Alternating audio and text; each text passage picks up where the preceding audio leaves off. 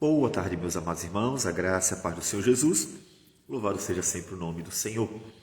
Vamos às nossas meditações no Catecismo Maior de Westminster. Pergunta hoje 66. Diz assim a pergunta: qual é a união que os eleitos têm com Cristo? Segue a resposta. A união que os eleitos têm com Cristo é a obra da graça de Deus, pelo qual são eles espiritual e misticamente, ainda que real e inseparavelmente, unidos a Cristo, seu cabeça e esposo, o que se efetua na sua vocação eficaz. Eu gostaria de ler 1 Coríntios 12, versículo 13. Pois em um só Espírito todos nós fomos batizados em um corpo, quer judeus, quer grego, quer escravos, quer livres, e a todos nós foi dado beber de um só Espírito. Pois bem, o batismo é um sinal muito significativo, apesar que ele não determina a condição final dos cristãos, mas ele é um sinal significativo. Ele representa a nossa união com Cristo na morte e ressurreição, que nós já vimos algumas vezes em Romanos, capítulo 6, versículo 5. Porque se fomos unidos com ele na semelhança da sua morte, certamente o seremos também na semelhança da sua ressurreição, pois fomos sepultados com ele na morte pelo batismo, diz o versículo 4. Ele também representa a nossa purificação de todo pecado. Podemos dizer isso pensando aqui no profeta Ezequiel, capítulo 36, versículo 25, em que Deus prometeu: então aspergerei água pura sobre vós e ficareis purificados de todas as vossas imundícias e de todos os vossos ídolos vos purificarei. Claro, aqui como uma figura do batismo, pensando nessa possibilidade que o profeta esteja anunciando os dias de fato do Senhor Jesus, inclusive a questão do batismo. Então, ele representa também a purificação dos nossos pecados. Ele representa a nossa participação no corpo de Cristo. Efésios, capítulo 4, versículo 4 diz: há somente um corpo e um espírito, como também fostes chamados numa só esperança da vossa vocação. Há um só Senhor, uma só fé, um só batismo.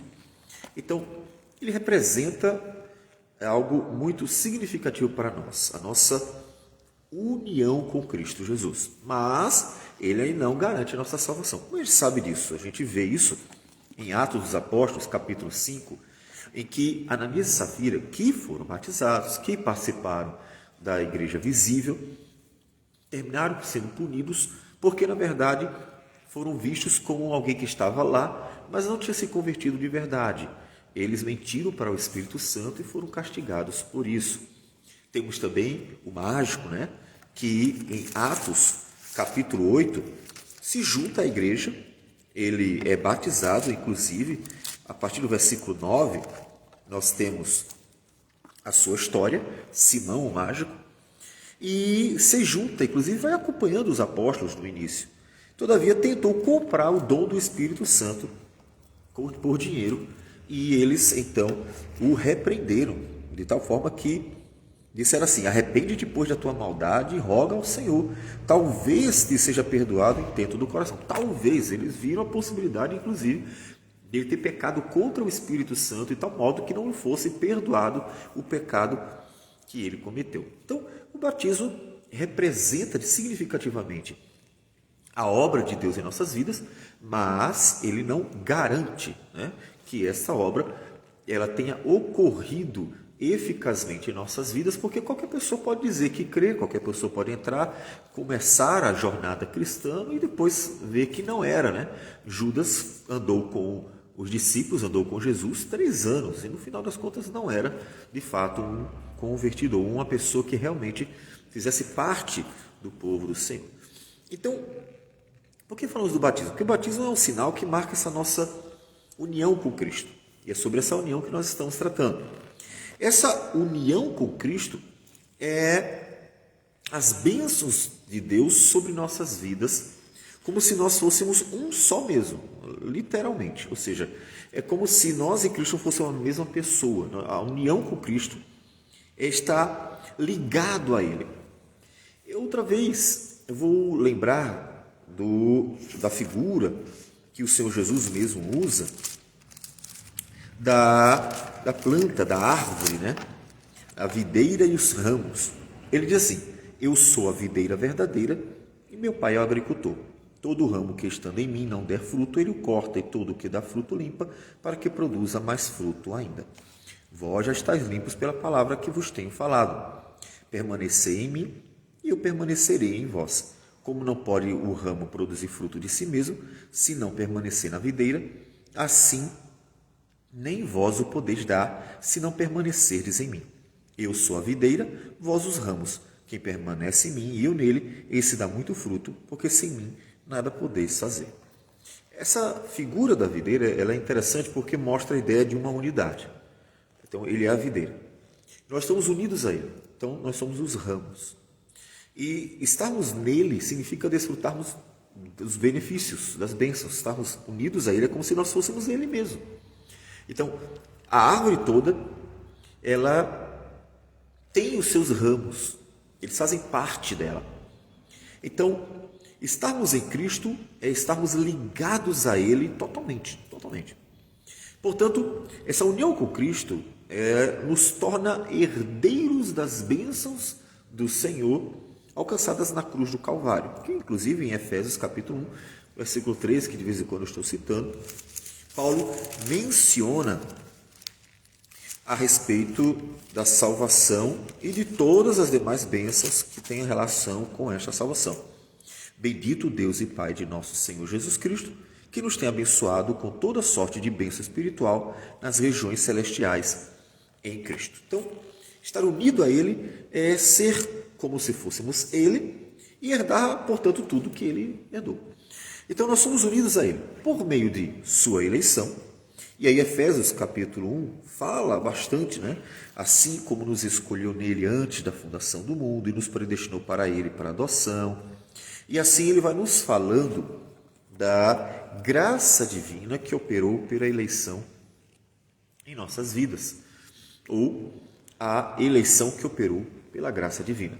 Então, nós somos unidos a Ele pela escolha, Deus que graciosamente escolheu um povo para si e escolheu graciosamente. Então, uma coisa anda junto da outra.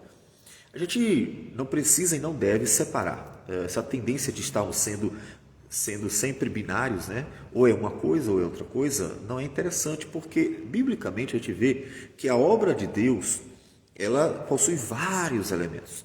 Então você não tem que excluir ou é esse ou é aquele. Normalmente estão operando todos eles juntos. Então a eleição, mas a graça também. Por quê? Porque Deus escolheu graciosamente. E a graça, como diz Paulo em Romanos, capítulo 3, versículo 24, nos diz assim: sendo justificados gratuitamente por sua graça, mediante a redenção que há em Cristo Jesus. Então, a graça nos alcançou, dando-nos o que era necessário. Aqui, no caso, a justificação, que é inclusive a porta de entrada para todas as demais bênçãos que nós alcançamos estar unido a Ele. Então, somos unidos a Cristo por meio de sua eleição, por meio de sua graça, e somos unidos a Ele espiritualmente e misticamente, usando aqui os termos que estão na resposta do Catecismo Maior. 1 Coríntios, capítulo 6, versículo 17 diz: mas aquele que se une ao Senhor é um espírito com Ele. Ser unidos a Ele espiritualmente, ou seja, como um só. A Bíblia diz que une-se o homem e a mulher e se tornam uma só carne. Aqui a união é uma união espiritual. E nós vamos ver isso, esse paralelo entre, inclusive, o casamento e a união espiritual com Cristo, em Efésios capítulo 5, versículo 31 e 32. Eis porque deixará o homem a seu pai e a sua mãe, e se unirá à sua mulher. Se tornarão os dois uma só carne. Grande é este mistério, mas eu me refiro a Cristo e à igreja. Então, Cristo e a igreja são um só. e, portanto, os benefícios que Cristo alcançou são dados à igreja dele, à igreja do Senhor, por causa dessa unidade real. E aí, por isso, os dois últimos termos são real e inseparavelmente. Ou seja, não é uma questão simbólica, há uma diferença. Ser espiritual e místico é para se referir ao fato de que a nossa união tem esse caráter espiritual e não físico, né? Mas é real, nós realmente fomos unidos. Os benefícios são reais, são dados mesmo. Em Cristo nós realmente desfrutamos de todas as bênçãos divinas. Nós realmente estamos unidos a Ele, de tal forma, tão ligados a Ele, que somos chamados de corpo de Cristo. E Deus nos trata como tal, né? Então, é real e é inseparável, porque de fato Deus, Ele não colocou no corpo de Cristo, ou seja, na videira, aqueles que não vão herdar a vida eterna, né? E João 10, versículo 28, Jesus diz assim: eu lhes dou a vida eterna, jamais perecerão, e ninguém as arrebatará da minha mão. Então, estão unidos a Cristo, vão herdar a vida eterna, e ninguém tem como impedir isso. Então, os que realmente vão receber todos os benefícios eternos, eles vão receber e ninguém pode impedir que isso aconteça. Ou seja, a união ela é real e é a união para sempre. Ou seja, não é aquela coisa assim, ora é, ora não é, ora é, ora não é.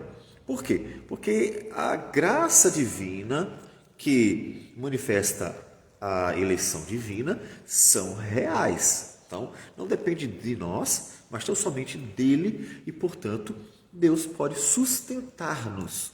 Não ficamos preocupados em, será que eu consigo? Será que eu não consigo? Não, depende dele. Isso é um conforto imenso para nós, porque nós muitas vezes vamos ver em nossas próprias mãos a debilidade, a incapacidade. Olha, em dias maus a gente se sente indigno e nós sempre seremos indignos das misericórdias da graça do Senhor.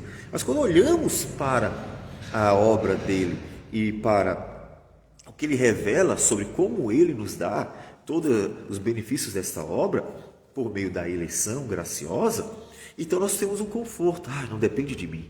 Ufa, está tudo em Cristo, tudo depende dele e eu posso descansar. Isso não significa negligenciar, significa sossegar o coração diante das lutas e dificuldades da caminhada cristã. Então é real. E nós, portanto, como nós já falamos, nos tornamos, por meio dessa eleição, graça, unidos espiritualmente e de forma real e inseparável, nós nos tornamos corpo de Cristo. Cada membro, cada pessoa é um membro, né? Não somos corpo de Cristo, cada um é o corpo. Nós somos o corpo de Cristo como um todo. O corpo de Cristo é um só. Então, essa mesma linguagem usada para o templo, né? Às vezes as pessoas dizem, eu sou o templo do Espírito Santo. Calma aí. A linguagem, ela indica uma coletividade. Nós somos como um todo o corpo. Nós somos como um todo a videira. Nós somos como um todo o templo. A linguagem não é individual, ela é coletiva. Cada um é parte, né? Então nós somos um membro do corpo, Paulo fala, né? Nós somos o ramo da videira. Pedro fala que nós somos a pedra viva do templo.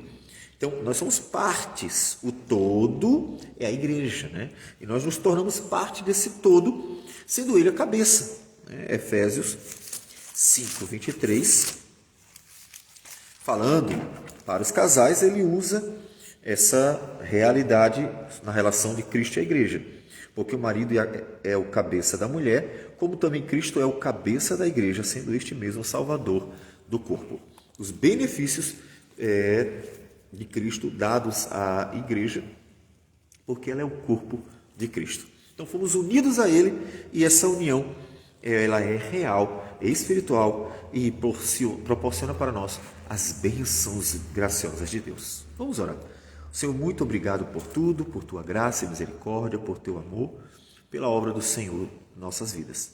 Que o Senhor receba a nossa gratidão, em nome de Jesus. Amém. Sim. Deus abençoe a todos e tenham um bom dia.